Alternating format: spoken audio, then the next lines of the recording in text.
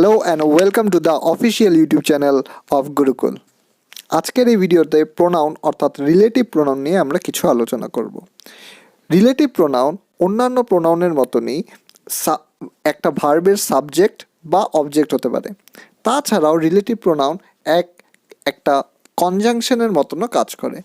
যেহেতু রিলেটিভ প্রোনাউনের মতনও কাজ করে, আবার কনজাংশনের মতনও কাজ করে, একে আমরা প্রোজাঙ্ক বলেও বলতে পারি বা এর আরেকটা নাম প্রোজাঙ্ক।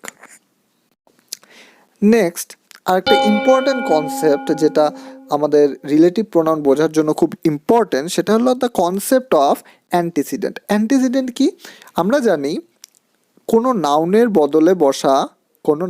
বদলে বসা পার্টস অফ স্পিচকেই আমরা প্রোনাউন বলি।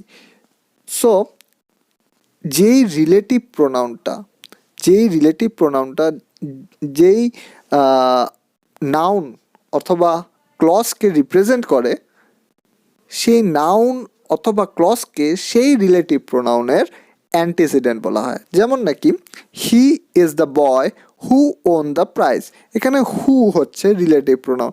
হু কাকে রিপ্রেজেন্ট করছে? দ্য বয়কে। অর্থাৎ বয় হলো হু প্রোনাউনের অ্যান্টিসিডেন্ট। নেক্সট কিছু ইম্পর্টেন্ট রিলেটিভ প্রোনাউন আমরা এখানে দেখে নেব। যেমন নাকি আছে হু, হুম, দ্যাট, হুইচ আর হোয়াট। এগুলো মেইন আমাদের রিলেটিভ প্রোনাউনের আন্ডারে আসে। হু, হুম, দ্যাট, হুইচ অ্যান্ড হোয়াট। আমরা এখন একটা একটা করে দেখে নিচ্ছি যে এগুলো কখন আর কিভাবে ইউজ করা হয়।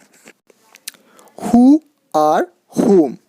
হু নর্মালি সাবজেক্টিভ কেস হিসাবে ইউজ হয়, যেমন নাকি হি, হিম, হি সাবজেক্টিভ কেস, হিম অবজেক্টিভ কেস। ঠিক সেই রকমই হু হচ্ছে সাবজেক্টিভ কেস আর হুম হচ্ছে অবজেক্টিভ কেস। যে কোনো সেন্টেন্সে যখন আমাদের সাবজেক্টের দরকার হবে ভার্বের জন্য, আমরা হু ব্যবহার করব, আর ভার্বের জন্য যখন অবজেক্টের দরকার হবে তখন আমরা হুম ব্যবহার করব। দেখে নিচ্ছি এক্সাম্পলটাতে। He is the person who slapped her. এখানে দেখুন হি হচ্ছে সাবজেক্ট, ইজ হচ্ছে ভার্ব, দ্য পারসন অবজেক্ট। অর্থাৎ ইজ ভার্বের আমাদের সাবজেক্ট আর অবজেক্ট দুটোই প্রেজেন্ট আছে। স্ল্যাপড হার একটা ক্লজ, যাকে আমরা বাকি পোর্শনের সাথে হু দিয়ে যোগ করেছি। এখানে হু বসানোর মেন কারণই হচ্ছে যে স্ল্যাপড ভার্বের কাছে কোনো সাবজেক্ট নেই, আর কোনো ভার্বের সাবজেক্ট থাকবে না এটা হতে পারে না, সেই জন্যই আমরা হু ব্যবহার করেছি। নেক্সট যেটা আছে সেটা দেখে নিচ্ছি। This is the person whom you are finding. এখন দেখুন, দেখে নাও তোমরা, this is the person whom you are finding. এখানে আমরা হুম ব্যবহার করার অর্থটা কি? দিস ইজ দ্য পারসনের সাথে আমাদের হু আর ফাইন্ডিংকে কানেক্ট করতে হচ্ছে। তো অর্থাৎ আমাদের কাছে অপশন হু আর হুমের আছে। তো এখানে আমরা অবজেক্টিভ কেসটা কেন ইউজ করলাম? দিস ইজ দ্য পারসন, এটা সম্পূর্ণভাবে কমপ্লিট সেন্টেন্স আছে। এখানের মধ্যে আমার অবজেক্টও আছে, ভার্বও আছে, আবার সাবজেক্টও আছে। এখন আমরা দেখছি ইউ আর ফাইন্ডিং, এখানেও সাবজেক্ট আছে আর ভার্ব আছে, হেল্পিং ভার্ব আছে, আর ভার্বের আইএনজি ফর্ম আছে, কিন্তু অবজেক্ট মিসিং আছে। অর্থাৎ এখানে আমাদের একটা অবজেক্টিভ কেসের দরকার, সুতরাং আমরা হুমের ইউজ করব। এটাই হচ্ছে হু আর হুমের ইউজ। হু হচ্ছে সাবজেক্টিভ কেস আর হুম হচ্ছে আমাদের অবজেক্টিভ কেস। নেক্সট দেখব আমরা দ্যাটের ব্যবহার। That is used with both human beings and animals. আরেকটা কথা মনে রাখতে হবে, হু আর হুম সর্বদাই হিউম্যান বিংসের জন্য ব্যবহার হয়, কিন্তু দ্যাটের ক্ষেত্রে আমরা দেখতে পাচ্ছি দ্যাট হিউম্যান বিংস অথবা অ্যানিমেলস সব কিছুর জন্যই ব্যবহার হতে পারে। আর কখন ব্যবহার হবে? যখন নাকি আমরা সেন্টেন্সে all, nothing, anything, the little, the few, the some, the plus superlative, যেমন নাকি দ্য বেস্ট, এই ধরনের কিছু ওয়ার্ডস পাবো, সেই ক্ষেত্রে আমরা দ্যাট প্রোনাউন ব্যবহার করতে পারবো, দ্যাট রিলেটিভ প্রোনাউন ব্যবহার করতে পারবো। That is used with definite nouns. এই পয়েন্টটাও আমাদের মনে রাখতে হবে। দ্যাট আমরা তখন ব্যবহার করব যখন নাকি এর অ্যান্টিসিডেন্টে ডেফিনিট নাউন থাকবে, অর্থাৎ আর্টিকেলের আগে নাউনটার আগে একটা ডেফিনিট আর্টিকেল থাকবে। যেমন নাকি he met the boy that was living in jungle. The boy বয়ের আগে আমরা দ্য ডেফিনিট আর্টিকেল দেখতে পাচ্ছি। এখানে আমরা হু ব্যবহার করাও ভুল হবে না, but that is more appropriate. I want the bag that has red marks. এখানে দেখুন দ্য ব্যাগের সাথে আমরা দ্যাট ব্যবহার করছি, হোয়ারএস হুইচও এখানে কারেক্ট হতো।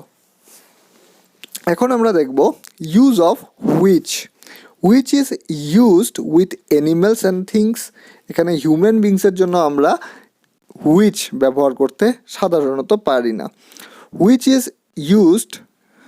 Is the only relative pronoun that can be used for a clause. একটা সম্পূর্ণ ক্লজের জন্য যখন আমাদের একটা রিলেটিভ প্রোনাউন ব্যবহার করতে হবে, তখন আমরা নিশ্চয়ই হু, হুম, দ্যাট কে ব্যবহার করব না, বরঞ্চ হুইচ ব্যবহার করব। The books which help you most are those which make you think.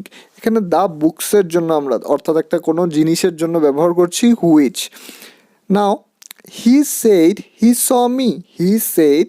Saw me, এই সম্পূর্ণ ক্লজটার জন্য, সম্পূর্ণ সেন্টেন্সটার জন্য আমি হুইচ রিলেটিভ ব্যবহার করছি, হুইচ ওয়াজ লাই। তার মানে সম্পূর্ণ এই কথাটি হি স মি, এই সম্পূর্ণ কথাটির জন্য আমরা হুইচ প্রোনাউন ব্যবহার করছি, হুইচ রিলেটিভ প্রোনাউন ব্যবহার করছি, অর্থাৎ ক্লজের পরিবর্তে ব্যবহার করছি।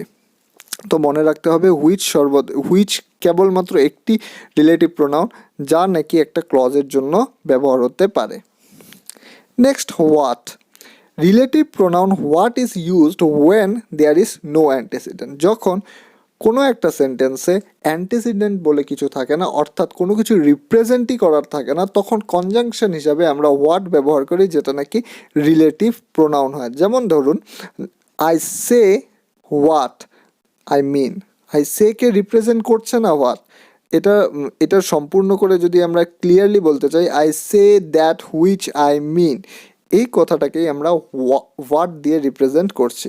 অর্থাৎ উইদাউট অ্যান্টিসিডেন্ট যখন আমাদের কোনো কানেকশন বানাতে হয়, যখন কোনো রিলেটিভ প্রোনাউন ইউজ করতে হয়, তখন সেই ক্ষেত্রে আমরা হোয়াট ব্যবহার করব।